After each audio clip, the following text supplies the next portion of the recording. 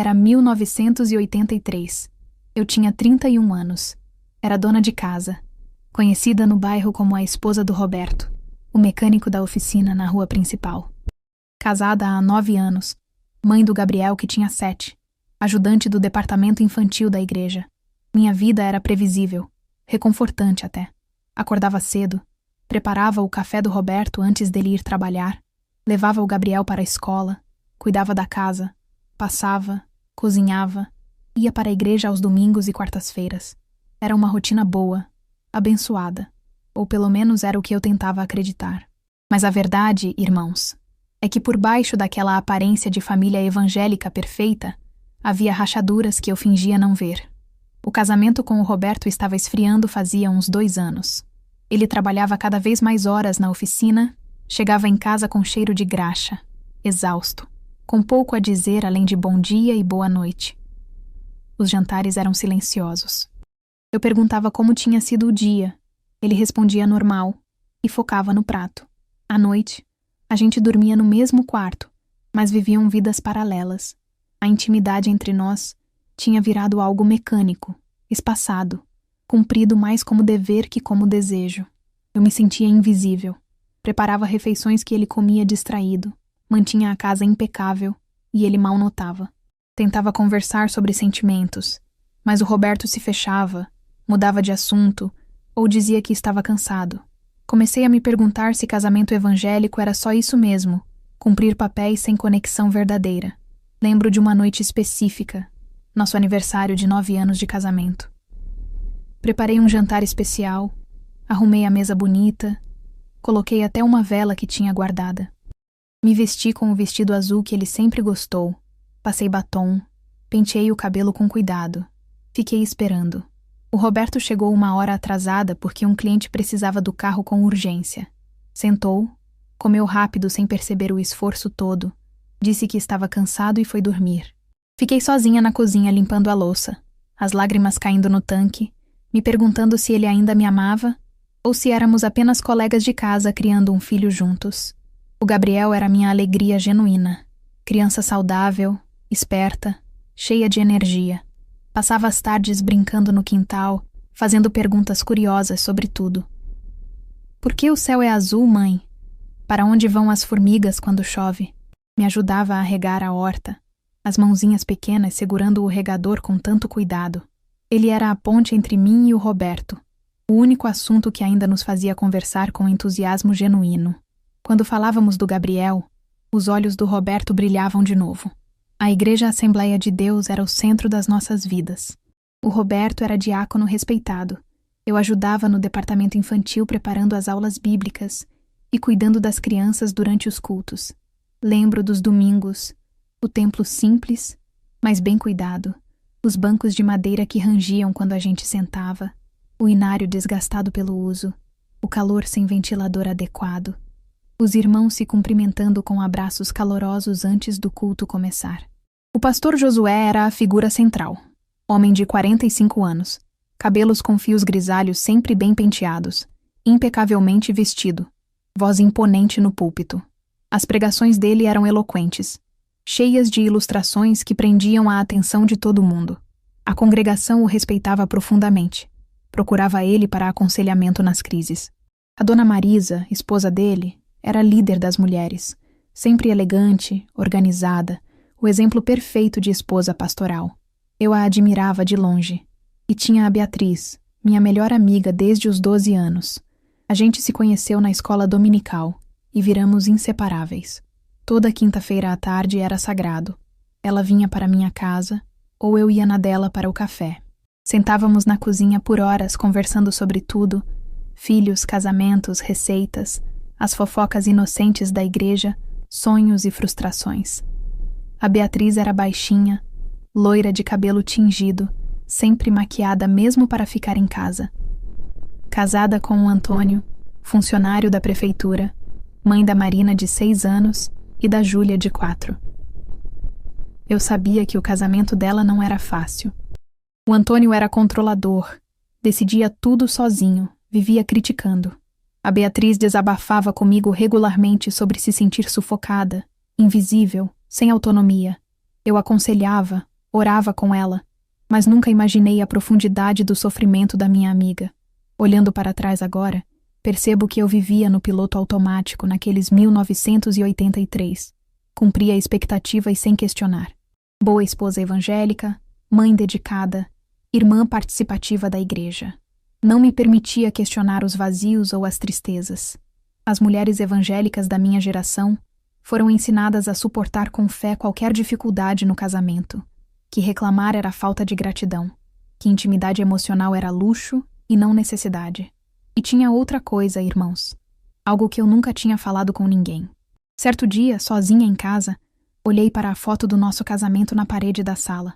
O Roberto e eu tão jovens, sorridentes, cheios de esperança. E pensei no bebê que perdi aos 25 anos, 6 anos antes. Um aborto espontâneo com 3 meses de gestação que nunca superei completamente.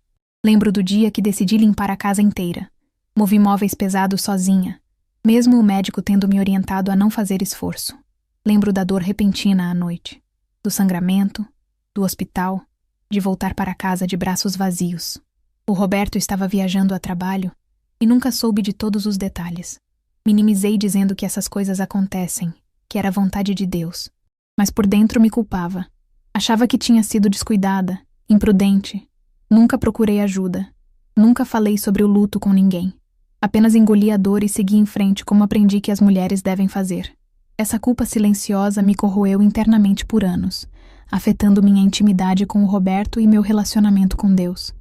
Antes de continuar, preciso pedir desculpas por possíveis erros que possa cometer ao lembrar. Os fatos que vou contar aconteceram há tanto tempo. Posso confundir algumas datas, alguns detalhes pequenos. A memória com a idade fica meio nebulosa em certas coisas. Mas os pontos importantes, as coisas que realmente mudaram tudo, essas eu lembro com uma clareza que dói até hoje. Prometo contar a verdade do jeito que vivi, do jeito que senti. Eu vivia achando que conhecia minha vida, minha igreja, meu casamento, minha melhor amiga. Achava que os problemas que enfrentávamos eram normais, gerenciáveis, parte de ser adulto e cristão. Não imaginava que tudo estava prestes a desmoronar de forma inimaginável. E tudo começou com uma febre que não passava, levando pessoas para dentro da minha casa que trariam revelações devastadoras. Era início de março. O Gabriel acordou uma manhã com febre. No começo achei que era gripe comum, dessas que criança pega na escola. Dei remédio, coloquei pano frio na testa dele, fiz chá de limão com mel, mas a febre não cedia. No segundo dia já estava mais alta, 39 graus. O Gabriel fraco, sem apetite, recusando até a comida que ele mais gostava. O Roberto ficou preocupado, mas ainda confiante que ia passar. No terceiro dia, a febre atingiu 40 graus. O Gabriel começou a delirar, chamava por mim em pesadelos. O corpinho magro queimava tanto que dava medo tocar. Olhamos um para o outro e soubemos que precisava levar para o hospital.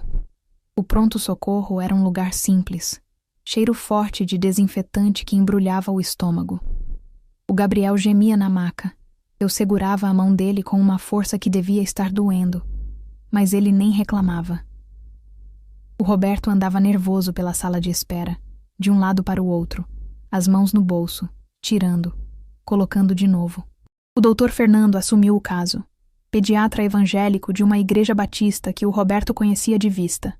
Ele examinou o Gabriel com cuidado, garganta, ouvidos, pulmões, abdômen. Pediu exames de sangue, urina, raio-x do pulmão. Horas de espera angustiante naquele corredor frio do hospital, o barulho das macas passando, gente chorando, o cheiro de remédio misturado com medo. Os resultados voltaram inconclusivos. Não era infecção bacteriana óbvia, não era pneumonia, não era meningite, graças a Deus, mas também não sabiam o que era. O doutor Fernando foi honesto com a gente. Disse que podia ser algum vírus raro ou algo que os exames simples não conseguiam detectar. Sugeriu internação para observação e tratamentos dos sintomas. O Gabriel ficou internado 1 semana. Eu praticamente vivi lá, dormindo numa cadeira desconfortável ao lado da cama dele, acordando a cada gemido, a cada movimento. O Roberto se dividia entre a oficina, porque precisava trabalhar senão a gente não tinha renda, e as visitas longas à noite e nos fins de semana. O Gabriel cada dia mais fraco. Perdeu peso de um jeito assustador. A pele ficou pálida, os olhos fundos. Os médicos tentavam diferentes medicamentos sem sucesso. A febre subia e descia, mas nunca ia embora completamente. Outros médicos foram consultados. Sugeriram transferir para um hospital maior na cidade vizinha, mas o Dr. Fernando explicou que sem diagnóstico concreto, o hospital maior ia fazer os mesmos testes, e o transporte podia ser pior para o Gabriel no estado que ele estava. A igreja inteira se mobilizou. Os irmãos ligavam constantemente perguntando notícias. Traziam marmitas para mim no hospital, se revezavam em correntes de oração 24 horas por dia. O pastor Josué visitou o hospital 2 vezes. Impôs as mãos no Gabriel, orou com aquela voz firme dele repreendendo a enfermidade, trazendo um conforto que eu nem sabia que precisava tanto. A minha mãe, Dona Irene, ia ao hospital todos os dias, mas as palavras dela, mesmo sendo bem intencionadas, doíam fundo. Filha, você precisa aceitar a vontade de Deus. Talvez Ele esteja chamando o Gabriel para o céu.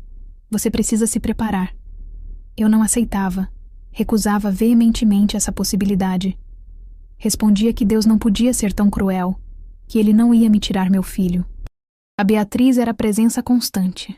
Trazia roupa limpa para mim, me forçava a comer alguma coisa quando eu esquecia, cuidava do Gabriel quando eu precisava ir ao banheiro ou descansar alguns minutos. Orava junto, chorava junto. Era meu porto seguro emocional naqueles dias. Depois de uma semana sem melhora nenhuma, com o Gabriel visivelmente sofrendo com as tentativas de tratamento, as picadas constantes de agulhas, os remédios que causavam náusea, o Dr. Fernando sentou com a gente para uma conversa difícil. Vi a dor no rosto dele antes mesmo de falar. Explicou com gentileza que o hospital não estava conseguindo ajudar. Tinham tentado tudo o que podiam com os recursos disponíveis. Sugeriu levar o Gabriel para casa sob cuidados paliativos. O ambiente familiar podia ser mais confortável, menos estressante que o hospital. Ia fornecer medicamentos para controle da dor e da febre, fazer visitas domiciliares regulares. Não estava desistindo do Gabriel. Deixou isso claro, mas estava reconhecendo o limite do que a medicina podia fazer naquele momento. Às vezes, disse ele com voz suave, o corpo precisa lutar a batalha sozinho, e o amor de família é o melhor remédio que temos. Desmoronei completamente ao ouvir cuidados paliativos. Entendia como sentença de morte. O Roberto tentou ser forte, mas a voz dele tremia. Perguntamos se não tinha mais nada a fazer, se não podíamos tentar outro hospital, outros especialistas. O Dr. Fernando explicou com paciência que o Gabriel estava fraco demais para viagens, que cada dia no hospital parecia piorar o estado emocional dele. Levem ele para casa.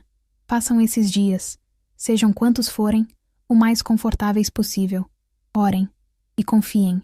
Levamos o Gabriel para casa no fim daquela semana. A cena era dolorosa demais. Ele na cama dele, o quarto cheio de brinquedos que não tinha energia nem para olhar, os olhos sem brilho olhando pela janela. Eu sentava ao lado segurando a mão dele por horas, cantando baixinho os hinos que ele gostava. Castelo forte é nosso Deus, espada e bom escudo. Com seu poder defende os seus em todo o transe agudo. A vozinha dele às vezes tentava acompanhar, mas era fraca demais. O Roberto entrava e saía do quarto sem conseguir ficar muito tempo porque ver o filho tão frágil era insuportável demais. Naquela noite, vendo o Gabriel frágil na cama, respirando com dificuldade, eu e o Roberto nos olhamos pela primeira vez em dias. Realmente nos olhamos nos olhos. A voz dele saiu rouca quando falou. Vou ligar para o pastor Josué. Vou pedir para ele vir amanhã fazer vigília de oração aqui em casa. É nossa última esperança. Eu, me agarrando a qualquer possibilidade, concordei na mesma hora. Sim, peça para ele vir. Deus pode fazer milagre. Precisa fazer. O Gabriel estava em casa e cada dia ficava mais fraco. Eu cuidava dele obsessivamente, vigiando a respiração, verificando a temperatura a cada meia hora, preparando sopas que ele mal conseguia tomar 2 colheradas. A casa inteira estava num silêncio pesado, aquele silêncio que parece ter peso, que pressiona o peito. O Roberto trabalhava excessivamente na oficina como forma de fuga. Quando estava em casa, evitava ficar muito tempo no quarto do Gabriel, porque ver o filho tão frágil era insuportável. A distância entre a gente aumentava de novo, justamente quando mais precisávamos um do outro. A minha mãe ajudava com as tarefas domésticas, mas as palavras dela continuavam doendo. Sugeria constantemente que eu aceitasse a vontade de Deus, que talvez o Gabriel estivesse sendo chamado para o céu, que era preciso me preparar. Essas palavras me enfureciam. Me recusava terminantemente a aceitar perder meu filho. Foi numa dessas noites que aconteceu o pior. O Gabriel teve uma convulsão febril. O corpo dele começou a tremer violentamente. Não foi gradual. Foi repentino, assustador, como se algo tivesse tomado conta dele de uma vez só. Os olhos reviraram para trás, mostrando só o branco, as pupilas desaparecendo completamente. Eu gritei pelo Roberto. Um grito que saiu do fundo da alma, cheio de pânico puro, um som que eu não sabia que era capaz de fazer. Ele veio correndo do quintal, onde estava tentando consertar uma cerca quebrada, ainda com a ferramenta na mão, que largou no chão com estrondo.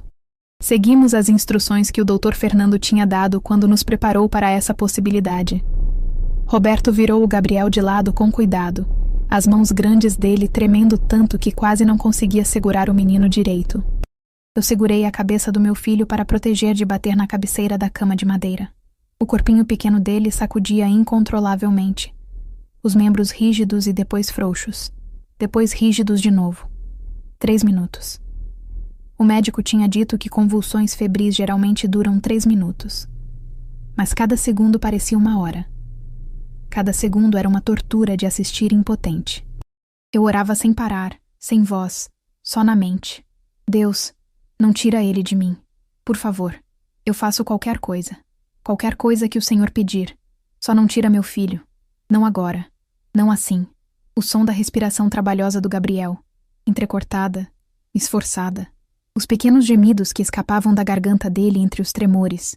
O calor absurdo que emanava do corpo febril dele, como se estivesse pegando fogo por dentro. Tudo gravado na minha memória com uma clareza dolorosa que sei que nunca vou esquecer até o dia que eu morrer. Roberto segurava o Gabriel, e eu via as lágrimas escorrendo pelo rosto do meu marido. Ele chorava em silêncio, os ombros largos tremendo. Pareceu uma eternidade, mas devem ter sido uns 3 minutos mesmo. Quando finalmente parou, o Gabriel ficou ainda mais fraco, completamente exausto, quase sem responder aos nossos chamados. Chamei o nome dele várias vezes. Gabriel. Gabriel, filho, olha para a mamãe. Mas ele só gemia baixinho, os olhos semicerrados, perdido em algum lugar entre o sono e a inconsciência. Depois que ele adormeceu finalmente, depois que verificamos a respiração dele dezenas de vezes, para ter certeza que estava estável, fui para o banheiro. Precisava sair daquele quarto, senão ia enlouquecer ali mesmo. Tranquei a porta atrás de mim e desmoronei completamente. Sentei no chão frio de cerâmica e deixei tudo sair. Gritei com Deus entre soluços que sacudiam meu corpo inteiro, fazendo meu peito doer fisicamente. Por que isso está acontecendo? Eu repetia a pergunta como se fosse mantra, como se repetir pudesse finalmente trazer uma resposta. Por que Deus? Por que comigo? Por que com o Gabriel? Ele é inocente. Ele nunca fez nada de errado. É castigo pelo bebê que perdi? É isso? Estou sendo punida? Voltei naquele dia 6 anos atrás. Lembro de cada detalhe como se fosse ontem, como se estivesse acontecendo de novo na minha frente. A casa vazia. O Roberto viajando a trabalho para São Paulo. Eu sozinha decidindo que ia aproveitar para fazer aquela limpeza profunda que vinha adiando. Mover os móveis pesados da sala, limpar atrás de tudo, deixar a casa impecável para quando ele voltasse. O médico tinha dito claramente para não fazer esforço, para ter cuidado, que eu estava com 3 meses e precisava de repouso relativo. Mas achei que ele estava exagerando. Achei que sabia mais. Orgulho meu, teimosia minha, rebeldia minha. Lembro da primeira dor. Aguda, inesperada, como uma facada no baixo ventre. Sentei no sofá esperando passar, dizendo a mim mesma que era normal, que não era nada demais. Mas não passou. Piorou. E então veio o sangramento. Primeiro pouco, depois muito, muito demais. O desespero de estar sozinha, sem ninguém para me ajudar, sem ninguém nem para me levar ao hospital. Consegui ligar para a vizinha que me levou correndo. A enfermeira com olhos cheios de pena, aquele olhar que dizia tudo antes das palavras saírem, dizendo com voz suave demais que já não tinha mais batimento cardíaco, que o bebê tinha se ido, que era aborto espontâneo e que essas coisas acontecem. Voltei para casa de braços vazios. Enterrei um bebê que nunca segurei. Nunca vi o rostinho. Nunca ouvi o choro. Um bebê que era real para mim, que eu já amava, que já tinha nome escolhido. E nunca contei para ninguém os detalhes todos. Nem para o Roberto quando ele voltou da viagem. Minimizei. Disse que o médico falou que era comum, que acontece, que Deus sabe o que faz. Mas por dentro me despedacei de culpa. E agora o Gabriel. Meu Gabriel que eu consegui carregar até o fim, que nasceu saudável e perfeito, que cresceu forte e esperto e cheio de vida. Deus estava me tirando ele também? Era isso? Punição divina por ter sido descuidada com o primeiro filho? Sou uma mãe horrível. Não merecia ter filhos. Não merecia a bênção que Deus tinha me dado. Talvez a minha mãe estivesse certa. Talvez fosse vontade de Deus levar o Gabriel. Talvez eu merecesse essa dor. Estou sendo punida por ter sido descuidada? Por não ter obedecido o médico? Por ter achado que sabia mais? Sou uma mãe horrível. Me acusava de tudo. Chorava até não ter mais lágrimas. Até minha garganta doer. Até meus olhos arderem e incharem. O Roberto ouviu tudo do lado de fora. Eu não sabia que ele estava ali, encostado na porta, escutando meu desespero todo. Ele bateu na porta, suave no começo. A voz dele abafada pela madeira. Célia. Célia. Abre a porta. Não respondi. Não conseguia. Ele bateu de novo, mais insistente agora. Célia. Abre a porta. Por favor. Por favor, amor. Me deixa entrar. Pela primeira vez em anos ele me chamou de amor. Essa palavra que tinha sumido do vocabulário dele. Que tinha sido substituída por meu nome seco, por nada. E alguma coisa nessa palavra quebrou a última resistência que eu tinha. Arrastei-me pelo chão e destranquei a porta. Ele entrou e não disse nada. Não tentou consertar nada. Não tentou me dar soluções. Não tentou me dizer que ia ficar tudo bem. Simplesmente sentou no chão frio do banheiro ao meu lado e me puxou para um abraço.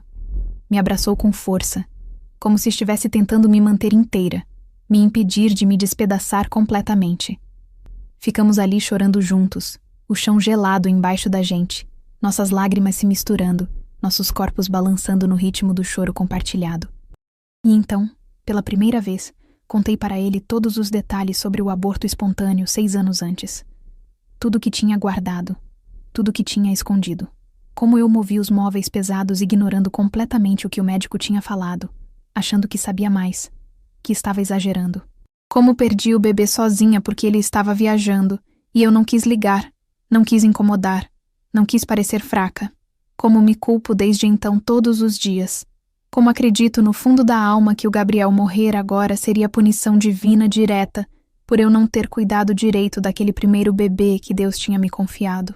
O Roberto me soltou do abraço, só para segurar meu rosto com as 2 mãos. As mãos dele ainda cheiravam a graxa da oficina misturada com terra do quintal. Os olhos vermelhos, o rosto molhado de lágrimas. Não foi culpa sua, Célia. Me escuta. Não foi culpa sua. Abortos espontâneos acontecem. Acontecem com mulheres que ficam de repouso total. Acontecem sem motivo nenhum.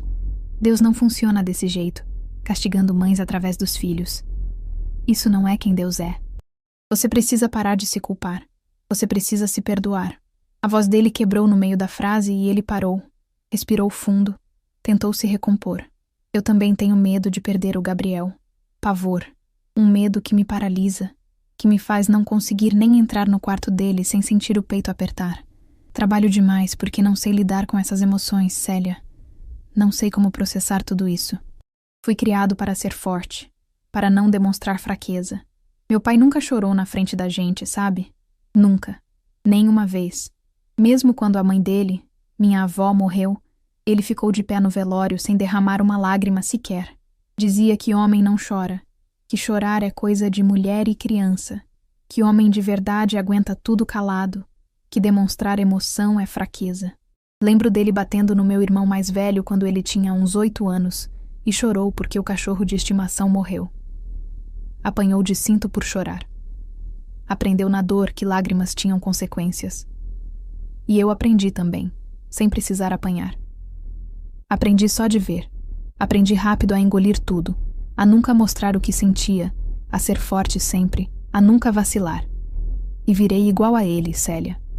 Exatamente igual ao meu pai. Um homem fechado, duro, que não sabe expressar o que sente. Não sei como ser vulnerável. Não sei como te mostrar o quanto te amo, o quanto preciso de você, o quanto você é importante para mim. As palavras não saem, ficam presas aqui dentro, e eu não sei como soltar. Quando você fala sobre se sentir invisível, sobre se sentir sozinha mesmo estando casada, me destrói por dentro porque eu sei que é verdade. Eu sei que fiz isso com você. E não sei como mudar. Não sei como ser diferente do que fui ensinado a ser a vida inteira. Ele limpou as lágrimas com as costas da mão, deixando uma marca de graxa no rosto que em outra situação seria engraçada. E então fez algo que não fazia há anos, algo que eu tinha esquecido que ele costumava fazer. Pegou minha mão e beijou meus dedos, um por um, devagar, com ternura que eu não via nele fazia tanto tempo. Como costumava fazer quando éramos namorados jovens, quando sentávamos no banco da igreja antes dos cultos começarem e ele segurava minha mão escondido para ninguém ver. Um gesto pequeno, mas que significava que ele estava tentando, que queria reconectar, que o homem que eu tinha amado ainda estava ali, em algum lugar embaixo das camadas e camadas de distância que construímos ao longo dos anos. Eu olhei para ele e vi um homem quebrado. Não o Roberto distante e fechado dos últimos anos. Não o homem que mal me olhava nos olhos durante o jantar. Vi o homem por quem me apaixonei quando tinha 17 anos. Aquele que segurava minha mão na igreja quando éramos namorados, que me escrevia bilhetinhos bobos, que sorria só de me ver chegar. Admiti para ele que me sentia invisível havia anos, solitária mesmo estando casada, morando na mesma casa, dormindo na mesma cama. Que precisava dele não só como provedor, não só como pai do Gabriel, mas como parceiro, como companheiro de verdade, como o melhor amigo que ele costumava ser. Conversamos ali, sentados no chão frio do banheiro, por mais de 1 hora. Choramos juntos. Oramos juntos pela primeira vez em muito tempo. Não aquelas orações formais antes das refeições, mas oração de verdade, vulnerável, desesperada, honesta. Foi a primeira conversa profundamente vulnerável que tivemos em anos. Uma reconexão genuína nascida do nosso desespero compartilhado, da nossa dor dividida, do nosso medo de perder o filho que amávamos tanto. A Beatriz continuava visitando quase todos os dias, trazendo comida que fazia em casa, flores do pequeno jardim dela, a presença reconfortante dela. Numa dessas tardes, sentamos na cozinha enquanto o Gabriel dormia no quarto. Ela tinha trazido um ensopado de carne com legumes que cheirava maravilhosamente e que eu mal tinha apetite para comer, mas ela insistiu. Você precisa se cuidar também, Célia, ela disse enquanto servia uma porção generosa no prato e colocava na minha frente com firmeza. Se você ficar doente, quem vai cuidar do Gabriel? Você precisa estar forte por ele. Tem que comer, tem que dormir, tem que se cuidar. Olhei para ela. O cabelo loiro estava preso num rabo de cavalo simples, sem os cachos arrumados de sempre. O rosto sem maquiagem, coisa rara, deixando as sardas claras aparecendo na pele dela. Os olhos azuis cheios de preocupação genuína. Ou pelo menos parecia genuína naquele momento. Como você consegue ser tão forte? Perguntei a ela, a voz saindo cansada. Sempre que preciso você está aqui, me segurando, me apoiando, trazendo comida, me fazendo comer quando não tenho vontade. Não sei o que faria sem você, Bia. Sério, não sei. Ela apertou minha mão sobre a mesa da cozinha, os dedos finos dela envolvendo os meus. Estamos juntas nisso, Célia. Sempre estivemos. Desde que éramos meninas na escola dominical, lembra? Você ficou do meu lado quando meu pai ficou desempregado e todo mundo na igreja ficava olhando com pena. Eu fico do seu lado agora. Somos mais que amigas. Somos irmãs, irmãs de alma. Sentava comigo na cozinha, orava, chorava junto quando eu chorava. Me obrigava a comer mesmo quando dizia que não conseguia. Numa dessas tardes, depois que ela me fez tomar quase um prato inteiro de sopa, segurei as mãos dela com força e disse com o coração apertado, com gratidão genuína: você é a irmã que nunca tive, a família que escolhi. Não sei o que eu faria sem você. Ela apertou minhas mãos de volta, os olhos dela marejados também. Estamos juntas nisso, Célia. Sempre. Não importa o que aconteça, estarei aqui. Sempre estarei aqui para você. Mas mesmo com todo esse apoio, com todo esse amor ao meu redor, com o Roberto reconectando, com a Beatriz me segurando, com a igreja orando, o Gabriel continuava definhando. A cada dia que passava, ficava mais claro que a medicina tinha feito tudo o que podia. Os médicos tinham tentado tudo o que sabiam. Restava só a fé agora. Só Deus mesmo. Só um milagre. O Roberto tomou a decisão numa noite depois de ver o Gabriel tossir sangue. Ligou para o pastor Josué pedindo para ele vir fazer uma oração especial aqui em casa. Não uma visita rápida como as do hospital. Uma vigília de intercessão pelo Gabriel. Horas orando, buscando a face de Deus até que algo mudasse. É nossa última esperança. Ele disse para mim com voz firme, mas com olhos cheios de medo. E eu concordei porque, sim, era nossa última esperança mesmo. Se Deus não fizesse um milagre, se não interviesse sobrenaturalmente, eu ia perder meu filho. E não estava pronta para isso. Nunca estaria pronta para isso. O dia da visita do pastor chegou. Acordei antes do sol nascer e, num ato automático de tentar controlar o caos que vivia, comecei a preparar um café da tarde elaborado. Fiz bolo de fubá, o preferido do pastor, coxinhas, pão de queijo. Arrumei a mesa com a toalha bordada que só usava em ocasiões especiais, a louça boa que ganhei de casamento. Precisava fazer alguma coisa com as mãos, senão enlouquecia de ansiedade. O Roberto saiu para buscar o pastor Josué, fechando a oficina pela primeira vez em anos. Isso por si só já mostrava o desespero da nossa situação. Quando chegaram, o pastor me cumprimentou com aquela autoridade espiritual confiante que sempre teve. Paz do Senhor, irmã Célia. Deus vai operar maravilhas hoje. Ele foi direto para o quarto do Gabriel sem nem aceitar o café antes. Os três se ajoelharam ao redor da cama do menino. Eu de um lado, o Roberto do outro, o pastor aos pés da cama com as mãos estendidas sobre meu filho. A oração durou quase 1 hora. Nunca tinha ouvido o pastor Josué orar daquele jeito. Declarações poderosas de fé, repreendendo a enfermidade com voz firme. Demônio da doença, sai deste menino em nome de Jesus. Espírito de morte, você não tem autoridade aqui. Súplicas emocionadas intercaladas com momentos de silêncio profundo. Eu e o Roberto chorávamos. Concordávamos em voz alta com cada palavra. Amém. Glória a Deus. Sim, Senhor. Senti algo palpável naquele quarto. Um peso no ar. Uma presença. O Gabriel, que estava inquieto desde a manhã, foi ficando mais tranquilo durante a oração. Os olhinhos fecharam e ele adormeceu com uma paz no rosto que não via fazia semanas. Saímos do quarto em silêncio reverente. Na sala, servi o café.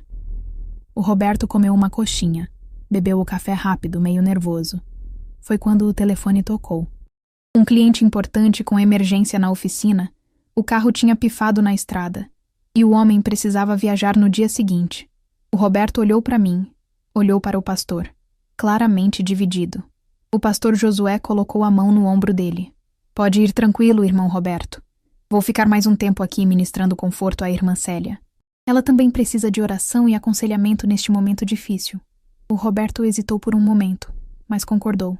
Saiu depois de me dar um beijo na testa. Volto logo. O que deveria ser 30 minutos virou mais de 2 horas. O pastor começou fazendo perguntas profundas. Como estava meu casamento de verdade? Como estava minha fé diante dessa provação? Quais eram meus medos mais profundos? Eu estava tão vulnerável, tão faminta por atenção espiritual, por alguém que realmente ouvisse sem julgar. Abri meu coração completamente. Contei sobre a distância com o Roberto nos últimos anos, sobre me sentir invisível, sobre a culpa que carregava do bebê que perdi 6 anos antes. Pela primeira vez, falei em voz alta que achava que a doença do Gabriel era castigo divino pelos meus pecados. O pastor ouvia com uma compaixão que parecia genuína. Citava versículos específicos para cada angústia que eu compartilhava. Irmã Célia, Deus não pune filhos pelos pecados dos pais. O Gabriel vai ficar bom porque Deus é misericordioso e porque sua fé é grande. Oferecia palavras personalizadas que pareciam tocar exatamente nas feridas que eu escondia. Me senti espiritualmente renovada, compreendida, vista de uma forma que não me sentia há anos. Mas havia algo. algo que eu não conseguia nomear, mas que me incomodava levemente. A intensidade da atenção dele era um pouco excessiva. A forma como segurava a minha mão durante certas orações, os dedos apertando os meus por um segundo a mais do que seria normal. Os abraços que duravam tempo demais.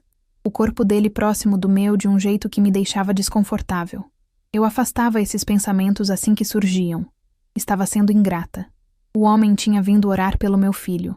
Estava me oferecendo apoio espiritual justamente quando mais precisava. Quem era eu para questionar os métodos dele? Ao anoitecer, o pastor finalmente se despediu. Segurou ambas as minhas mãos com firmeza, olhando direto nos meus olhos. Deus vai fazer o milagre, irmã Célia. Tenho certeza. E se precisar de qualquer coisa mesmo, pode me procurar. Estou aqui para você. O abraço final foi apertado, prolongado. Fechei a porta atrás dele me sentindo estranhamente confusa. Grata pelo que ele tinha feito, mas perturbada por algo que não conseguia identificar. O Roberto voltou pouco depois. Conseguiu resolver o problema do cliente mais rápido que esperava. Foi quando ele perguntou pela Bíblia do pastor. Olhamos pela sala e encontramos na mesinha de centro uma Bíblia grande, capa de couro preto, o nome dele gravado em dourado. O pastor já tinha ido embora, e não tínhamos como devolver naquele momento. O Roberto disse que passaria na casa pastoral no dia seguinte para devolver, mas eu ofereci levar à igreja, já que ele ia estar ocupado com o trabalho acumulado da oficina. Concordamos nisso. Naquela noite, o Gabriel dormiu mais tranquilo pela primeira vez em semanas. Fui verificar a temperatura dele antes de dormir e percebi que a febre tinha baixado. Ainda estava levemente quente, mas nada comparado aos 40 graus dos últimos dias. Chamei o Roberto. Ele colocou a mão na testa do Gabriel, pegou o termômetro, confirmou. 37,5. Quase normal.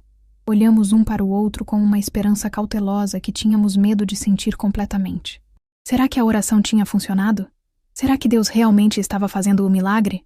A manhã seguinte amanheceu diferente. O Roberto saiu cedo para entregar o carro de um cliente na cidade vizinha. Antes de sair, me entregou a Bíblia do pastor. Leva isso na igreja hoje quando for possível. Dei um beijo nele e prometi que levaria.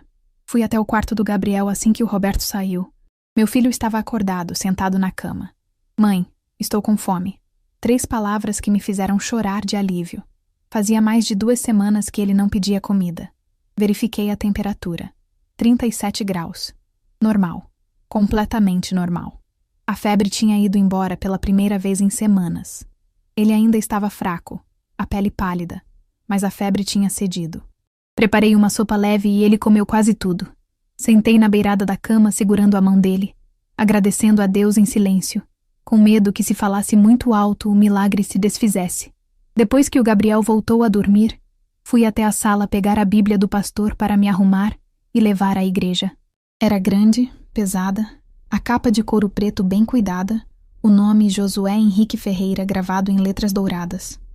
Peguei a Bíblia para colocar na bolsa e senti algo se mover entre as páginas. Alguma coisa solta lá dentro. Abri no livro de Salmos e 2 cartas dobradas caíram no chão. No primeiro momento achei que fossem anotações de sermão ou algum bilhete de membro da igreja. Peguei uma das cartas e desdobrei sem pensar muito. Comecei a ler. As primeiras linhas me fizeram parar de respirar. Eram palavras de amor, saudade, desejo. Meu amado, não aguento mais a distância. O encontro de ontem foi maravilhoso, mas terminou rápido demais. Mal posso esperar o próximo. Sei que é errado, mas quando estou com você parece tão certo. A carta continuava descrevendo sentimentos, momentos íntimos, culpa misturada com paixão. Meu coração disparou. Peguei a segunda carta com as mãos já tremendo. Era parecida. Mais culpa, medo de serem descobertos, mas a incapacidade de parar. Falava de encontros em um apartamento, de horários combinados, de mentiras contadas aos respectivos cônjuges. As 2 cartas eram endereçadas. Meu amado Josué e assinadas Sua B. Olhei para a caligrafia. Delicada, feminina, cheia de floreios característicos. Meu sangue gelou. Eu conhecia aquela letra. Conhecia perfeitamente. Era a mesma letra que tinha visto em centenas de bilhetes ao longo de quase 20 anos. Cartas de aniversário, listas de compras compartilhadas, recados deixados na minha geladeira. Não havia dúvida possível. Era a letra da Beatriz. A Beatriz, minha melhor amiga desde os 12 anos. A irmã que nunca tive. A pessoa em quem mais confiava no mundo depois do Roberto. E o pastor Josué, o homem de Deus que tinha estado na minha casa ontem orando pelo meu filho. O líder espiritual que a congregação inteira respeitava e admirava. As cartas falavam de meses de relacionamento secreto, de encontros planejados estrategicamente, de amor proibido misturado com culpa religiosa sufocante. Senti as pernas fraquejarem. A sala começou a girar. Minha visão escureceu nas bordas. Tentei me segurar na mesa, mas as pernas não obedeceram. Escorreguei e desmaiei ali mesmo no meio da sala. As cartas se espalhando ao meu redor no chão, como evidências acusadoras de um crime que eu mal conseguia processar. Não sei quanto tempo fiquei desmaiada. Minutos, talvez. Acordei deitada no chão frio, as cartas espalhadas ao redor do meu corpo. A primeira coisa que ouvi foi a voz do Gabriel me chamando do quarto. Mãe, mãe, você está aí? A voz fraca, mas acordado, precisando de mim. Precisava me recompor. Meu filho precisava de mim. Mas meu mundo tinha acabado de desmoronar completamente, e eu não sabia como juntar os pedaços. Me levantei com dificuldade. Recolhi as cartas com as mãos tremendo tanto que quase não conseguia segurá-las. Dobrei cuidadosamente. Guardei no bolso da saia. Fui até o quarto do Gabriel no piloto automático. Uma parte de mim funcionando mecanicamente, enquanto a outra estava em choque total. Sorri para ele. Não sei como consegui sorrir, mas consegui. Estou aqui, meu filho. Precisa de alguma coisa? Ajudei ele a beber água. Verifiquei a temperatura de novo. 37 graus. A febre realmente tinha baixado. Pela primeira vez em semanas estava quase normal. Eu deveria estar pulando de alegria, celebrando o milagre, agradecendo a Deus de joelhos. Mas estava em choque profundo demais para sentir qualquer outra coisa além de traição e dor. Quando o Gabriel adormeceu de novo, voltei para a sala. Sentei no sofá e tirei as cartas do bolso. Li de novo. E de novo. Procurando algum erro, alguma evidência de que estava enganada. Mas não havia erro possível. Era a caligrafia inconfundível da Beatriz. Os detalhes nas cartas eram coisas que só alguém muito próximo do pastor saberia. Referências a sermões específicos, menções à esposa dele, Dona Marisa, descrições do escritório pastoral. O relacionamento vinha acontecendo há meses, talvez mais de um ano pelas datas mencionadas. Tudo enquanto a Beatriz vinha aqui chorar no meu ombro sobre o Antônio. Enquanto se sentava na minha cozinha toda quinta-feira reclamando do casamento difícil, desabafando sobre se sentir sufocada e invisível. Enquanto o pastor Josué pregava no púlpito sobre santidade, sobre honrar os votos matrimoniais, sobre fugir da aparência do mal. Tudo enquanto ambos mantinham fachadas perfeitas, enganando todo mundo, enganando a mim. Senti náusea subindo pela garganta. Raiva, tristeza, traição, confusão. Tudo ao mesmo tempo, num turbilhão que me deixava tonta. E, acima de tudo, uma pergunta martelando na minha cabeça sem parar. O que fazer com essa informação? O que eu faço agora? Os dias seguintes foram os piores da minha vida. Guardei as cartas e a Bíblia do pastor no fundo da gaveta do meu guarda-roupa, embaixo das roupas de inverno que não usava fazia meses. Tentava funcionar normalmente, mas estava completamente desestruturada por dentro. Cada vez que pensava nelas ali escondidas, sentia náusea subindo. Não conseguia devolver a Bíblia. Não conseguia ver o rosto dele. E o Gabriel continuava melhorando. A cada dia ficava mais forte. A febre não voltou. Começou a comer melhor, a recuperar as forças aos poucos. Até sentou no quintal uma tarde para tomar um pouco de sol.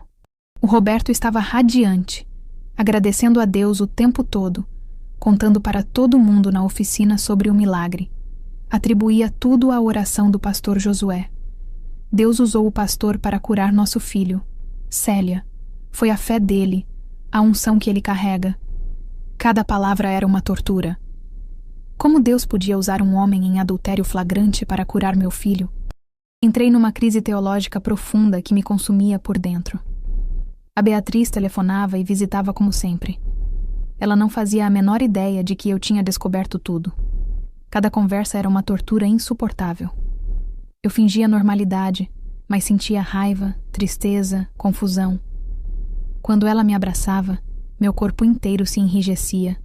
Não conseguia retribuir o abraço como antes. Ela percebeu. Célia, você está bem? Você está diferente comigo. Fiz alguma coisa? Eu inventava desculpas sobre estar cansada, exausta de cuidar do Gabriel, ainda processando o susto todo. Comecei a faltar aos cultos. Inventava desculpas sobre estar exausta demais para sair de casa. Sobre precisar ficar com o Gabriel, que ainda estava se recuperando.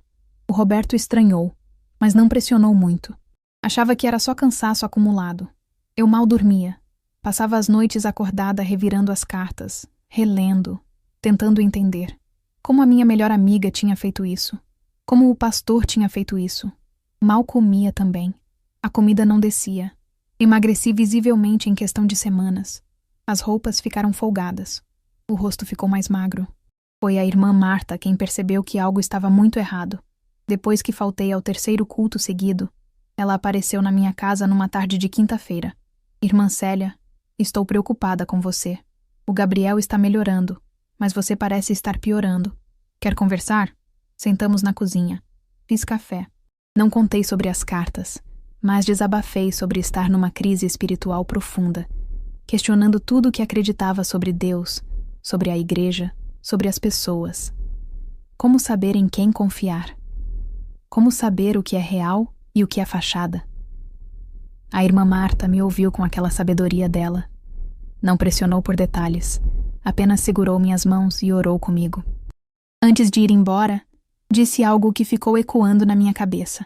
Às vezes Deus permite que vejamos verdades dolorosas, com um propósito maior que não entendemos ainda. Confie que Ele está te guiando mesmo quando parece que você está completamente perdida. O Dr. Fernando também apareceu para fazer uma visita domiciliar de acompanhamento do Gabriel. Ficou impressionado com a recuperação. Chamou de inexplicável do ponto de vista médico. Comentou comigo na sala, enquanto o Gabriel brincava no quarto. A medicina não tem todas as respostas, irmã Célia. Há mistérios entre o céu e a terra que a ciência não consegue explicar. O Gabriel é um desses mistérios. Quase contei tudo para ele naquele momento. Quase mostrei as cartas. Quase desabafei sobre a confusão teológica que me atormentava. Mas me segurei no último segundo. Não podia. Ainda não. O Dr. Fernando percebeu minha angústia mesmo sem eu falar nada. Ofereceu estar disponível para conversar sobre qualquer coisa. Não apenas como médico, mas como irmão em Cristo. Se precisar, pode me procurar. Às vezes ajuda a falar com alguém de fora da situação. 3 semanas se passaram assim. 3 semanas de inferno. Eu não aguentava mais o peso daquele segredo. Estava me matando por dentro, me corroendo como ácido. Não conseguia olhar para o Roberto sem sentir culpa por estar escondendo algo tão grande. Não conseguia atender ligação da Beatriz sem sentir raiva e tristeza misturadas. Não conseguia pensar no pastor sem sentir nojo e confusão sobre como Deus tinha usado ele mesmo assim. Tomei uma decisão. Precisava confrontar a Beatriz diretamente. Precisava ouvir da boca dela. Precisava entender como isso tinha acontecido. Precisava saber há quanto tempo. Precisava das respostas que as cartas não davam. Marquei um encontro com ela na minha casa para a quinta-feira seguinte, nosso dia tradicional de café. O Roberto ia estar na oficina. O Gabriel ia estar na escola pela primeira vez depois de semanas. Só meio período, porque ainda estava se recuperando. Seria só eu e ela. Eu e a mulher que considerava irmã, e que tinha me traído da pior forma possível. A quinta-feira chegou. Passei a manhã inteira me preparando para o confronto. O Gabriel estava muito melhor. Até brincando no quintal com os carrinhos que não tocava fazia semanas. O Roberto saiu cedo para a oficina. Seria só eu e a Beatriz. Eu e a mulher que tinha sido minha melhor amiga por quase 20 anos, e que agora eu mal conseguia olhar sem sentir o peito apertar. Ela chegou no horário de sempre, 12:30, trazendo um bolo de cenoura com cobertura de chocolate. O sorriso habitual no rosto, a bolsa no ombro, o cabelo loiro recém-arrumado, como sempre. Como se nada tivesse acontecido. Como se não estivesse vivendo uma mentira gigantesca. Convidei ela para entrar, meu coração disparado dentro do peito, as mãos suando frio. Sentamos na sala. Servi o café. Ela começou a falar sobre as filhas, sobre como a Marina tinha tirado nota boa na prova de matemática, sobre a Júlia que estava com dor de garganta. Conversas normais do nosso dia a dia normal. exceto que nada era mais normal. Deixei ela falar por alguns minutos. Então me levantei, fui até o quarto, abri a gaveta no fundo do guarda-roupa e peguei as 2 cartas. Voltei para a sala com elas nas mãos. A Beatriz ainda estava tomando café, falando sobre alguma coisa que nem registrei direito. Coloquei as cartas sobre a mesa na frente dela, bem devagar, bem deliberadamente. E disse simplesmente, com uma voz que mal reconheci como minha: "Eu sei de tudo." O sorriso dela congelou no rosto. Os olhos desceram para as cartas na mesa. Vi o exato momento em que ela reconheceu a própria letra. A cor sumiu do rosto dela. Ficou branca como papel. As mãos começaram a tremer. A xícara de café quase caiu. E então ela desabou. Começou a chorar de uma forma desesperada que nunca tinha visto. Soluços convulsivos que sacudiam o corpo inteiro dela. Entre as lágrimas, entre os soluços, ela confessou tudo. Começou há quase 2 anos, disse ela, quando procurou o pastor Josué para aconselhamento sobre o casamento com o Antônio. Descreveu com palavras entrecortadas como o Antônio era emocionalmente abusivo, controlador em tudo. Decidia o que ela podia vestir, com quem podia falar, quanto dinheiro podia gastar. Criticava constantemente a aparência dela, a comida que fazia, como cuidava das meninas. Fazia ela se sentir invisível, sem valor, como se não servisse para nada. O pastor a ouvia, disse ela chorando. Ouvia com uma atenção que ela nunca tinha recebido de homem nenhum. Fazia ela se sentir vista, importante, bonita. As sessões de aconselhamento ficaram frequentes, 2, 3 vezes por semana. Ele começou tocando a mão dela durante as orações. Depois vieram os abraços mais prolongados.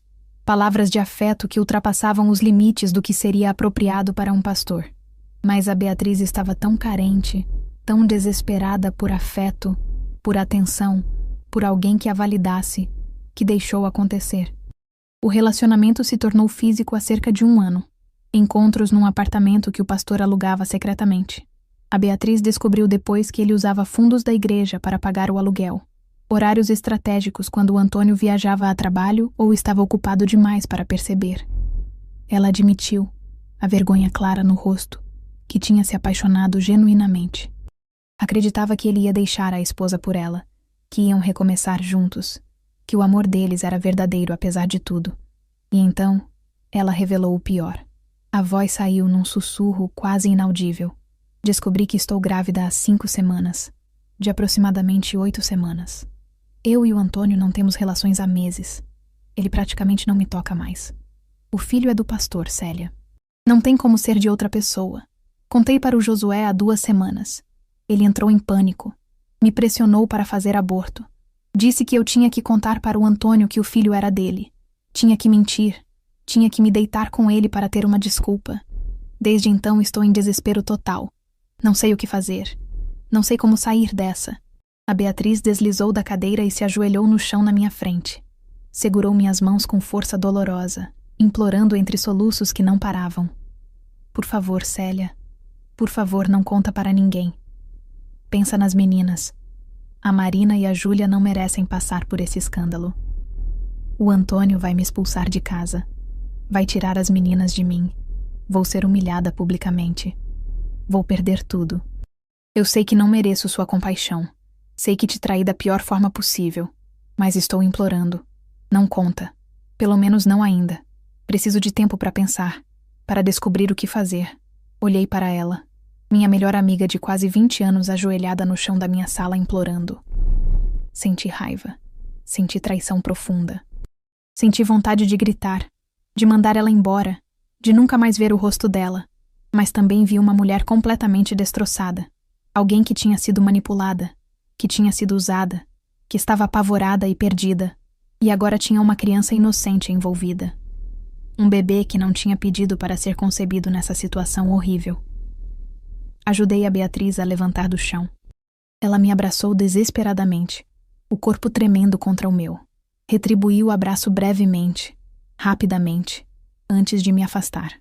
Minha voz saiu firme quando falei. Preciso de tempo para pensar, para orar, para decidir o que fazer com isso.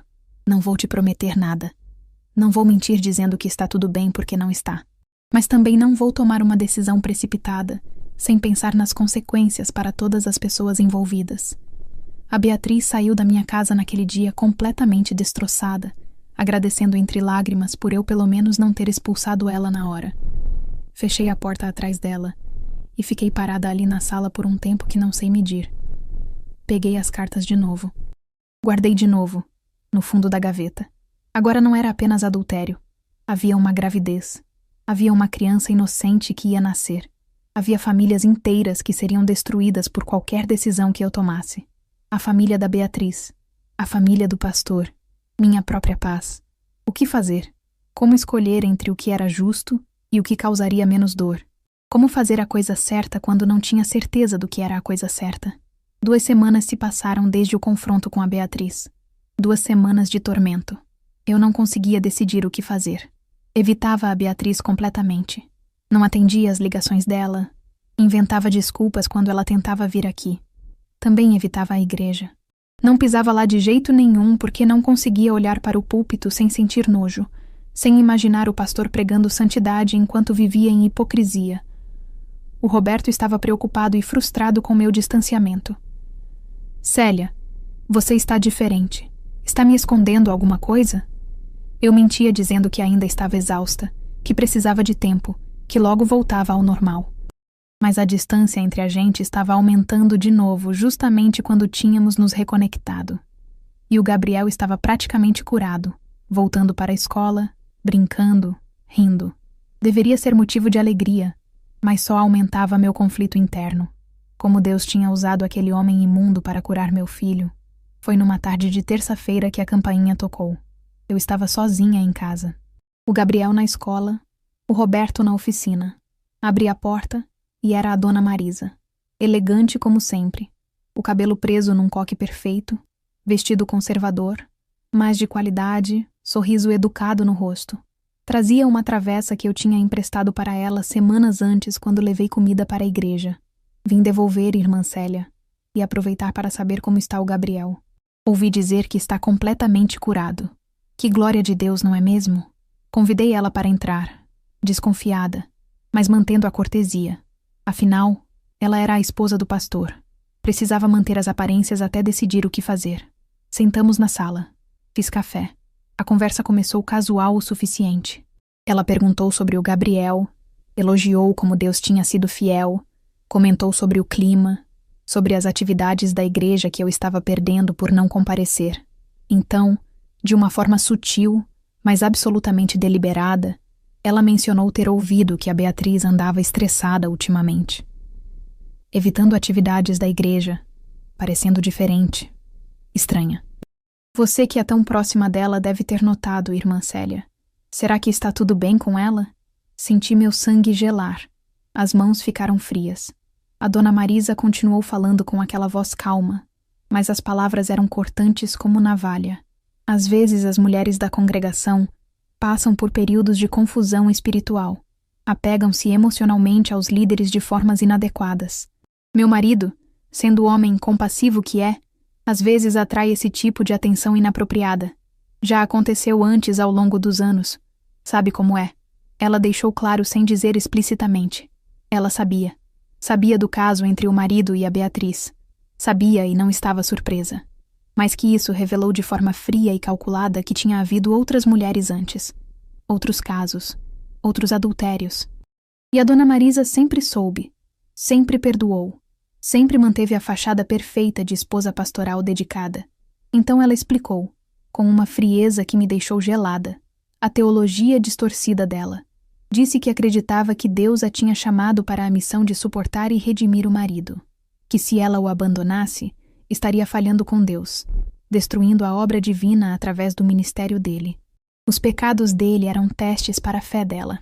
Ela era como Esther da Bíblia, como Abigail, mulheres que salvaram através do sofrimento silencioso. A voz dela mudou levemente de tom. Mesclava súplica com ameaça velada. Pediu que eu não expusesse o marido. Falou sobre todas as vidas que seriam destruídas. O testemunho da igreja manchado. Almas que deixariam de ser salvas se o ministério dele fosse interrompido. Escândalos destroem muito mais que apenas os envolvidos diretamente, irmã Célia. Destroem congregações inteiras, destroem famílias inocentes, destroem a obra de Deus. Você quer carregar esse peso na consciência? Mencionou que a Beatriz já estava sofrendo suficientemente, que a questão se resolveria naturalmente se deixada em paz. Sugeriu sutilmente que eu podia me arrepender de me meter em assuntos que não compreendia completamente, que às vezes é melhor deixar Deus cuidar das coisas ao invés de tomar atitudes precipitadas. Ela terminou o café, agradeceu pela hospitalidade, saiu da minha casa com o mesmo sorriso educado com que tinha entrado. Fechei a porta e fiquei paralisada ali na sala por horas, literalmente horas. O sol se pôs e eu continuava sentada no mesmo lugar, processando o que tinha acabado de acontecer. Percebi que estava presa numa teia muito maior do que imaginava. Não era só o pastor e a Beatriz. Era um sistema inteiro de silêncios e cumplicidades. A esposa do pastor não apenas sabia, ela era parte ativa do sistema que permitia que ele continuasse. Ela encobria, protegia, mantinha a máquina funcionando. Quantas outras mulheres tinham sido vitimadas ao longo dos anos enquanto a dona Marisa mantinha a fachada perfeita? Quantas vidas tinham sido destruídas enquanto ela justificava tudo como missão divina? Entendi naquele momento que não podia mais carregar o peso sozinha. Precisava contar para o Roberto. Mesmo que significasse enfrentar a raiva dele, mesmo que significasse arriscar o casamento frágil que a gente mal tinha reconectado. Precisava de um parceiro de verdade, não apenas de um marido. Precisava de alguém que estivesse comigo nessa decisão impossível. Quando o Roberto chegou naquela noite, cansado da oficina, cheirando a graxa como sempre, eu estava esperando ele na sala. Ele percebeu na minha cara que algo estava errado. Célia, o que foi? Aconteceu alguma coisa com o Gabriel? Segurei as mãos dele e disse com a voz mais firme que consegui. Precisamos conversar sobre algo muito sério, algo que pode mudar tudo. Contei tudo para o Roberto naquela noite. Absolutamente tudo. Mostrei as cartas, li trechos para ele, relatei palavra por palavra a conversa com a Beatriz, a gravidez, o desespero dela. Contei sobre a visita da dona Marisa, as revelações sobre outros casos ao longo dos anos, a cumplicidade dela, o sistema de silêncio que mantinha tudo escondido. A reação dele foi exatamente o que eu esperava e temia. Primeiro veio a incredulidade. Isso não pode ser verdade. Não pode. Depois, veio a raiva. Uma raiva explosiva que eu nunca tinha visto nele. Levantou da cadeira com tanta força que ela caiu para trás.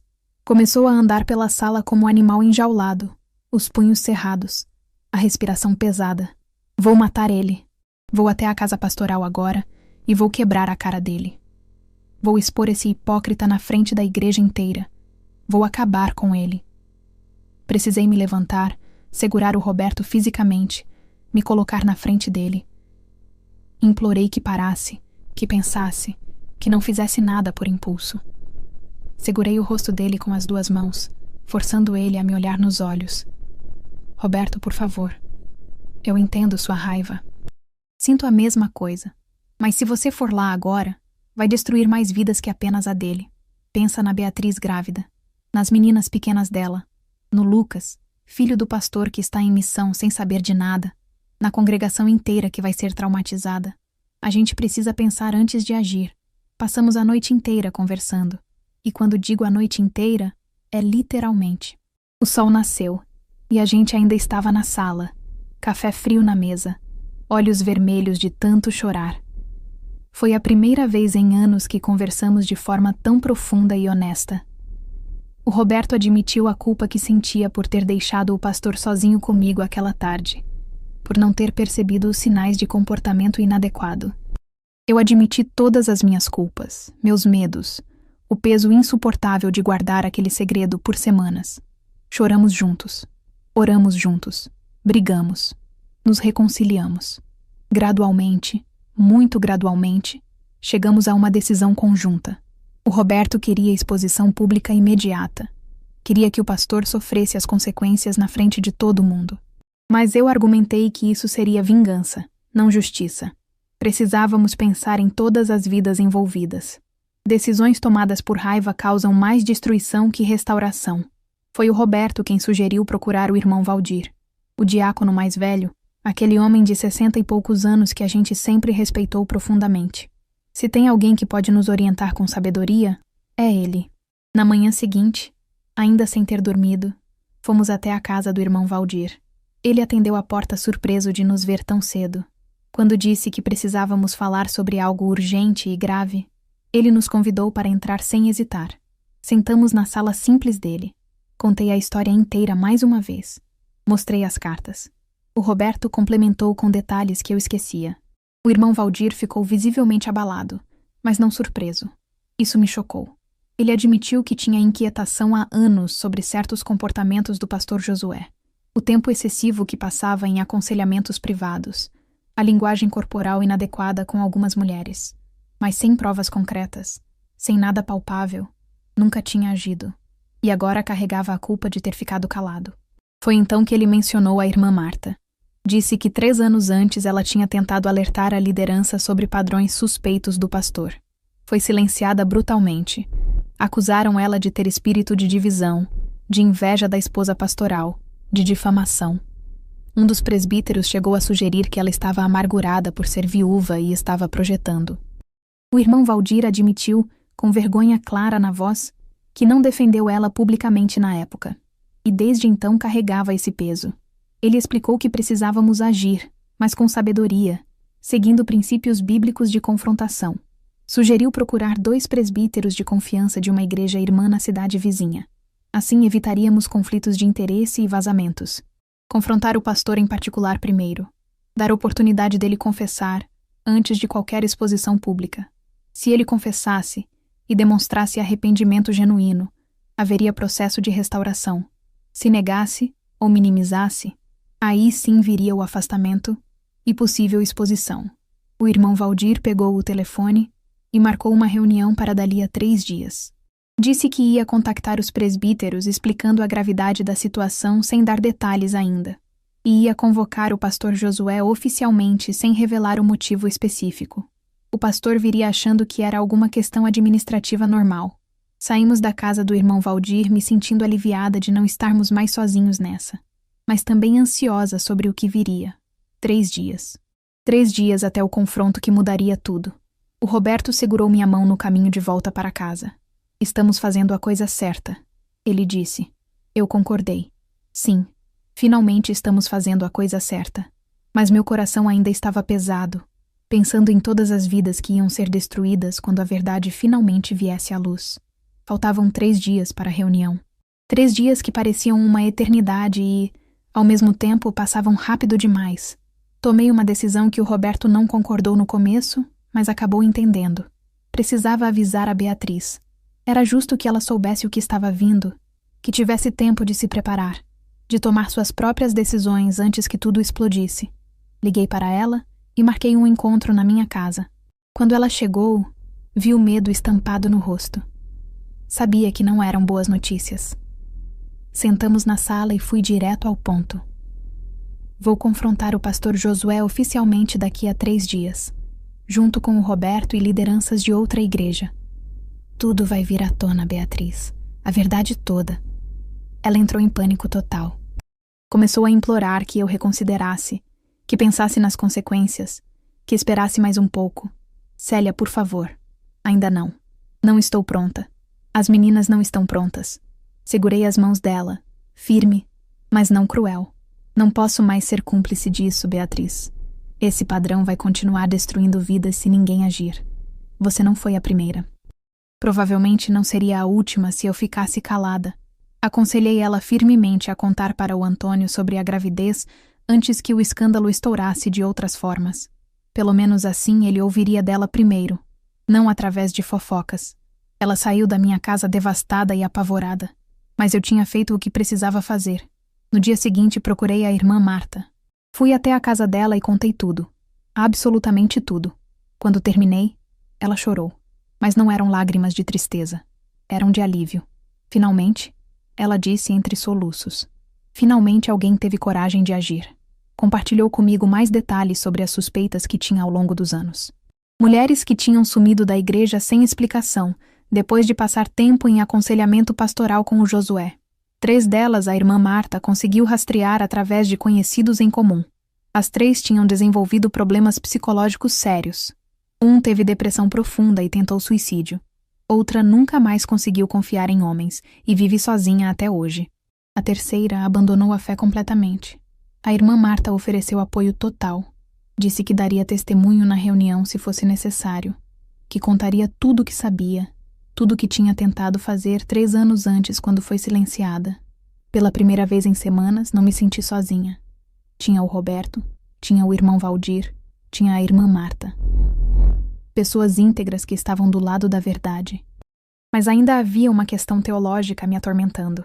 Procurei o Dr. Fernando no consultório dele. Ele me recebeu entre pacientes. Viu a angústia no meu rosto e cancelou os próximos 15 minutos para conversar comigo. Contei sobre as cartas, sobre o que estava para acontecer. E então fiz a pergunta que não me deixava dormir. Doutor, foi a oração do pastor que curou o Gabriel? Como Deus pode usar um homem tão corrupto para fazer milagre? O Dr. Fernando se recostou na cadeira, juntou as mãos, pensou por um momento. Então respondeu unindo as perspectivas médica e espiritual de um jeito que só ele sabia fazer. Irmã Célia, do ponto de vista médico, o corpo do Gabriel pode simplesmente ter vencido uma infecção viral rara sozinho. Acontece. A ciência nem sempre tem explicações. Do ponto de vista espiritual, Deus não precisa de homens íntegros para agir. Ele usou até Balaão e a jumenta dele na Bíblia, lembra? Usou Faraó para cumprir propósitos. Usou Nabucodonosor. O Gabriel foi curado apesar da hipocrisia do pastor, não por causa dela. A fé de vocês, sua e do Roberto, foi o canal, não o pastor. Deus ouviu o clamor de pais desesperados, não a oração de homem hipócrita. Aquelas palavras trouxeram uma paz profunda que eu não sentia havia semanas. O peso saiu dos meus ombros. Entendi que podia fazer o que era certo sem questionar o milagre que tinha salvado meu filho. Uma coisa não invalidava a outra. Na véspera da reunião, minha mãe apareceu. A dona Irene tinha descoberto através das fofocas que circulavam baixinho na igreja que algo grave estava para acontecer. Não sabia detalhes, mas sabia que eu estava envolvida. Veio me pressionar fortemente para desistir, para não me meter. Filha, você vai destruir sua própria reputação. Vão te ver como fofoqueira, como pessoa que não sabe guardar segredos. Roupa suja se lava em casa. Sempre foi assim. Você vai manchar o nome da nossa família ao se meter em assuntos que não são seus. Pela primeira vez na vida, confrontei minha mãe diretamente. Minha voz saiu firme, sem tremer. Passei tempo demais me preocupando com o que os outros pensam em vez de fazer o que é certo. Fazer o certo é mais importante que manter aparências, mãe. Deus não se impressiona com fachadas. Ele vê o coração. E meu coração me diz que silêncio diante do mal é participação no mal. Não vou mais ficar calada para proteger reputações enquanto pessoas são machucadas. Minha mãe foi embora ofendida, magoada, batendo a porta. Mas eu senti uma liberdade que nunca tinha sentido antes. Descobri minha própria voz. Descobri que podia ficar em pé sozinha, que não precisava da aprovação dela ou de ninguém para fazer o que Deus estava me chamando para fazer. Na manhã da reunião, acordei com uma paz estranha. Esperava estar nervosa, apavorada, questionando tudo, mas estava em paz. O Roberto também. Tomamos café juntos em silêncio confortável. Oramos juntos, segurando as mãos sobre a mesa da cozinha. Deixamos o Gabriel na casa da vizinha que nem imaginava o que estava acontecendo. Entramos no carro e partimos para a cidade vizinha. No caminho, olhei para o Roberto. Ele dirigia concentrado, a mandíbula tensa, mas os olhos determinados. Apertou minha mão. Estamos fazendo o certo, ele disse. Concordei. Sim, finalmente estamos fazendo o certo. Pela primeira vez sentia que estava fazendo o que Deus realmente esperava de mim. Não o que as instituições religiosas esperavam. Não o que protegeria reputações ou manteria aparências. Mas o que era verdadeira e profundamente justo. A reunião aconteceu numa sala simples da igreja irmã na cidade vizinha. Paredes brancas, mesa de madeira comprida, cadeiras duras.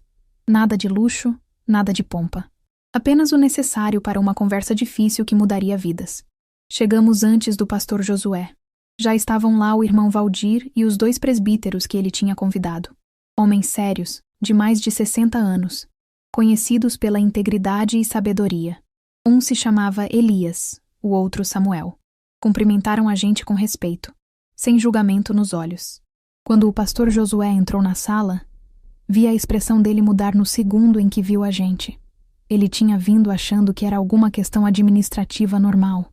Quando viu eu e o Roberto sentados ali junto com presbíteros de outra igreja, percebeu que algo sério estava acontecendo. A confiança habitual dele vacilou. Os olhos ficaram alertas, calculistas. O presbítero Elias abriu a reunião. Sua voz era firme, mas não agressiva.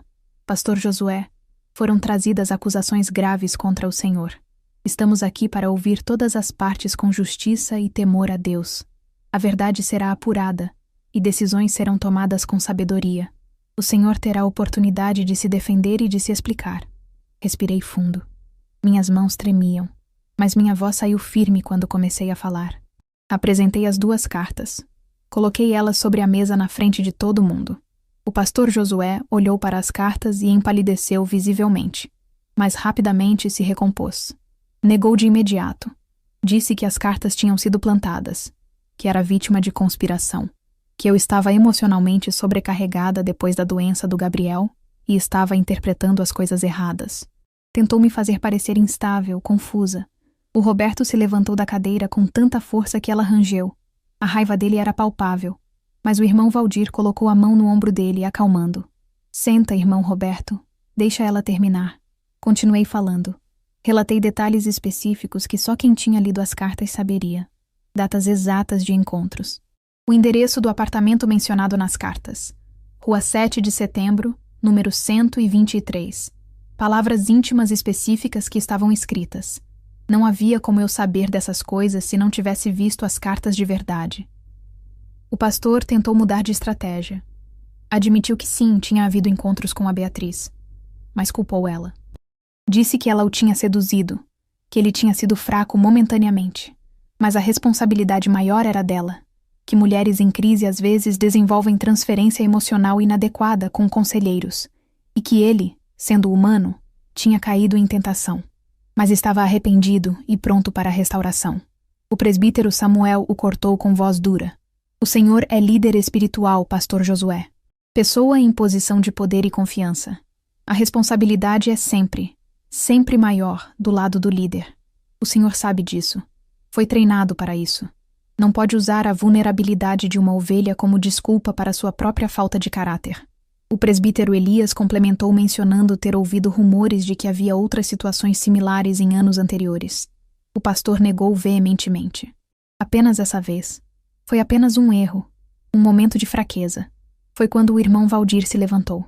A voz dele saiu diferente, mais pesada, carregada de autoridade moral acumulada em décadas de serviço fiel. Pastor, estou lhe dando a oportunidade de ser homem de Deus verdadeiro agora. A verdade liberta. Mentiras só aprofundam o buraco. Eu imploro. Não por nós, mas diante de Deus, seja honesto. Confesse completamente. É sua única chance de restauração real. O silêncio que seguiu foi pesado. Vi o pastor Josué lutando internamente. Vi o momento exato em que ele percebeu que estava encurralado, que as mentiras não funcionariam mais. E então ele quebrou. Começou a chorar. Não sei se as lágrimas eram genuínas ou só vergonha de ter sido pego. Confessou o caso com a Beatriz. Admitiu que durava mais de 1 ano. Admitiu os encontros no apartamento. Mas então, entre soluços, revelou mais. Muito mais. Não era a primeira vez. Ao longo de 20 anos de ministério, tinha havido pelo menos 5 outras mulheres. Sempre o mesmo padrão. Mulheres vulneráveis passando por crises. Casamentos difíceis, lutos, doenças na família. Ele oferecia atenção especial, tempo extra, escuta compassiva. Gradualmente cruzava limites. Toques durante orações, abraços prolongados, palavras de afeto inadequadas. Até que o relacionamento se tornava físico. Depois, quando as mulheres começavam a exigir mais ou ameaçavam contar, ele terminava tudo e as fazia se sentirem culpadas. A revelação que chocou a sala em silêncio absoluto foi quando ele admitiu que uma das mulheres tinha apenas 17 anos quando o aconselhamento começou, tecnicamente menor de idade. O pastor tentou se explicar, dizendo que ela parecia mais velha, que ele não sabia a idade exata no começo. Os presbíteros cortaram essa defesa imediatamente. Não interessa se parecia mais velha. O senhor tinha responsabilidade de verificar. Tinha responsabilidade de manter limites apropriados independentemente da idade. O pastor admitiu também que usava fundos da igreja para pagar o apartamento dos encontros secretos. Desviava pequenas quantias mensalmente da oferta, justificando nos relatórios como gastos com evangelismo ou manutenção. Sempre culpava as mulheres internamente. Convencia a si mesmo que elas o tinham seduzido, que ele era vítima de tentação, que qualquer homem enfrentaria. Nunca assumia responsabilidade real. O presbítero Elias se levantou. A voz dele saiu formal, final. Pastor Josué Henrique Ferreira, em nome desta liderança e sob a autoridade espiritual que nos foi confiada, declaramos o seguinte: o senhor será imediatamente afastado de todas as funções ministeriais. Processo disciplinar formal será iniciado pela denominação. Recomendamos fortemente que busque ajuda profissional psicológica e espiritual. Fica permanentemente proibido de exercer qualquer função de liderança em qualquer igreja. O caso da menor será levado às autoridades apropriadas para investigação criminal. O pastor perguntou com voz quebrada sobre a exposição pública, se a congregação seria informada. Os presbíteros explicaram que sim.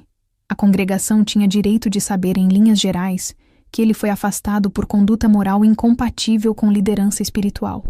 Não seriam revelados detalhes sórdidos que só causariam mais dor. As vítimas teriam direito de decidir se queriam falar publicamente ou não, mas o afastamento seria anunciado no domingo seguinte. O pastor Josué saiu daquela sala completamente quebrado, curvado, envelhecido, destruído. Não sei se era arrependimento genuíno ou apenas vergonha de ter sido exposto. Talvez um pouco dos dois. Quando a porta fechou atrás dele, senti um peso enorme sair dos meus ombros. Mas também senti tristeza profunda. Não havia alegria naquela justiça. Apenas necessidade. Apenas o reconhecimento de que silêncio teria sido cumplicidade e que falar tinha sido obrigação moral. O Roberto me abraçou ali mesmo na sala. O irmão Valdir orou por todos nós com voz embargada. Os presbíteros nos agradeceram pela coragem, mas eu sabia que a parte mais difícil estava apenas começando. Agora vinham as consequências. A reconstrução de todas as vidas que tinham sido afetadas. O processo longo e doloroso de cura para todos envolvidos. Meus queridos irmãos, agora em 2026, 43 anos depois daqueles eventos, posso olhar para trás e contar os desdobramentos de tudo o que aconteceu. As consequências foram profundas e duradouras. Algumas dolorosas, outras redentoras, mas todas necessárias. A Beatriz contou para o Antônio sobre a gravidez e o adultério alguns dias depois da reunião. A reação inicial dele foi explosiva. Gritou, quebrou objetos, ameaçou divórcio e tirar as meninas dela. Mas quando a Marina e a Júlia apareceram chorando apavoradas, implorando para o pai não destruir a família, algo quebrou dentro do Antônio. Ele percebeu que o próprio comportamento controlador e abusivo tinha empurrado a Beatriz para aquela situação. Não justificava o que ela fez, mas ele precisava assumir sua parte de responsabilidade. Decidiu fazer terapia individual e terapia de casal como condição para tentar reconstruir o casamento. Foi um processo longo, doloroso, com muitas recaídas. Mas aos poucos, muito aos poucos, eles foram reconstruindo sobre bases completamente diferentes. Honestidade, respeito mútuo, comunicação real. A Beatriz teve o bebê em dezembro de 1983. Um menino que chamaram de Marcos. O Antônio criou o Marcos, embora o relacionamento entre eles sempre tenha sido mais formal do que com as meninas. O menino sempre soube da verdade sobre a origem dele. Hoje o Marcos tem 43 anos. É arquiteto bem-sucedido, casado, tem um filho. Carrega suas próprias cicatrizes sobre identidade e pertencimento, mas está bem. O pastor Josué e a dona Marisa se mudaram da cidade 2 meses depois do afastamento. Foram para um lugar pequeno em outro estado tentando recomeçar no anonimato. O Lucas, filho deles, voltou da missão evangelística no Nordeste e descobriu tudo. Ficou completamente devastado. A crise de fé dele foi profunda e escura. Passou meses questionando tudo, considerando abandonar o ministério completamente. Mas com a ajuda de mentores sábios, decidiu continuar. Porém, de forma completamente diferente do pai, transparente, humilde, focado em servir e não em ter poder. Hoje, em 2026, o Lucas tem 65 anos e pastoreia uma igreja pequena, mas extremamente saudável. Não fala com o pai há mais de 20 anos. A mulher que era menor quando o abuso começou, encorajada pela coragem que eu e a Beatriz tivemos, o denunciou criminalmente. A investigação policial descobriu o uso indevido dos fundos da igreja. O pastor Josué foi condenado a serviço comunitário, restituição financeira e ficou registrado como ofensor sexual. Evitou prisão por tecnicalidades legais e pela idade, mas o registro o seguirá pelo resto da vida. A igreja passou por uma transição dolorosa. Alguns membros saíram, incapazes de processar o trauma. Outros ficaram, mas precisaram de muito tempo para recuperar a confiança em lideranças. Eventualmente chamaram a pastora Helena, uma mulher de 30 anos na época, de uma cidade vizinha. A chegada dela foi controversa. Muitos não aceitavam mulher no púlpito, mas ela trouxe exatamente o que a congregação precisava: transparência radical, políticas claras de prestação de contas, aconselhamento sempre com terceira pessoa disponível, finanças completamente abertas, espaço real para mulheres falarem e serem ouvidas. Ela liderou por 15 anos e deixou uma igreja completamente transformada e saudável. A irmã Marta foi finalmente vindicada. A liderança teve que admitir publicamente que ela estava certa 3 anos antes, quando tentou alertar sobre padrões suspeitos. Ela se tornou voz importantíssima na reconstrução, mentora de mulheres jovens, exemplo de coragem profética. Hoje, aos 81 anos, ainda é ativa e respeitada. A dona Marisa foi confrontada por um grupo de mulheres liderado pela irmã Marta e por mim sobre a cumplicidade dela. Tentou se defender dizendo que estava sendo esposa submissa, que estava protegendo o ministério. Não aceitamos essas desculpas. Deixamos claro que ela permitiu que outras mulheres fossem vitimadas quando poderia ter parado tudo. Foi rejeitada pela comunidade. Mudou-se com o marido e nunca recuperou a posição social ou identidade que tinha como primeira-dama da igreja. Hoje, em 2026, se ainda está viva aos 86 anos, vive isolada e deprimida. O Lucas mantém contato mínimo com ela. Quanto a mim e ao Roberto, aquela provação fortaleceu nosso casamento de formas que nunca imaginei possíveis.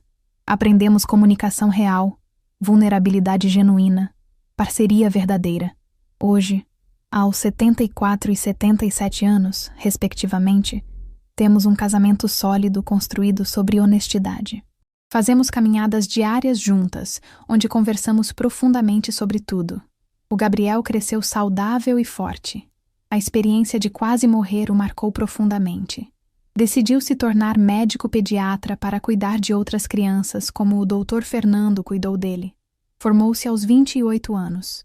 Hoje tem 50 anos. É casado com a Ana, que conheceu no hospital. Tem 2 filhos. Um deles se chama Valdir, de 17 anos, nomeado em homenagem ao diácono que nos ajudou naqueles dias difíceis. O irmão Valdir faleceu em 2005, aos 84 anos, cercado de amor. Seu funeral foi imenso. Eu discursei sobre como ele me ensinou que integridade é fazer o certo mesmo quando todo mundo se cala. Mantenho contato com a Beatriz, que mora em outra cidade. A amizade foi reconstruída sobre base completamente diferente. Não é mais idealizada como era antes, tem cicatrizes visíveis, mas é real, honesta e o amor é genuíno. Nos falamos regularmente, nos visitamos algumas vezes por ano. Ela trabalha hoje aconselhando voluntariamente mulheres que saem de relacionamentos abusivos. Minha mãe, Dona Irene, só se reconciliou comigo anos depois. Em 1995, foi diagnosticada com câncer. Nos últimos meses de vida, me chamou para uma conversa profunda. Pediu perdão por ter me pressionado a escolher aparência sobre justiça. Admitiu que passou a vida inteira preocupada com o que os vizinhos pensavam em vez de fazer o certo. Faleceu em 1998 em paz comigo, mas carregando o arrependimento de uma vida vivida priorizando fachadas. Hoje, aos 74 anos, sou uma líder respeitada em minha igreja, conhecida por sabedoria e coragem de falar verdades difíceis com amor. Uso minha experiência para aconselhar outras mulheres enfrentando dilemas morais e espirituais similares. Sou procurada por sobreviventes de abuso espiritual de várias igrejas. Olhando para trás agora, entendo que aquela Bíblia esquecida mudou o rumo de muitas vidas. Entendo que Deus não usou a hipocrisia do pastor para curar o Gabriel. Usou a fé minha e do Roberto. A cura do meu filho me deu forças para fazer o que era certo mesmo quando era doloroso. Aprendi que fé verdadeira não significa aceitar hipocrisia em silêncio. Significa confrontá-la com amor e justiça. Silêncio diante do errado nunca é virtude, mesmo quando é feito em nome de preservar instituições religiosas. Meus queridos irmãos que me ouvem, se vocês estão enfrentando algo parecido, se sabem de injustiças sendo cometidas por pessoas em posições de poder, nunca tenham medo de fazer o que é certo. Verdadeira fé exige coragem. Instituições não são mais importantes que pessoas. Reputações não são mais importantes que justiça. Deus honra a verdade, não as fachadas. Ele vê o coração, não a aparência externa. Se esta história tocou seu coração, se trouxe algum encorajamento ou conforto, peço que se inscreva no canal, deixe seu like, compartilhe com outras pessoas que possam precisar ouvir. Lembre-se sempre, com Deus, podemos ter coragem de fazer o certo, mesmo quando o mundo todo pressiona para o silêncio. A paz do Senhor Jesus Cristo esteja com todos vocês.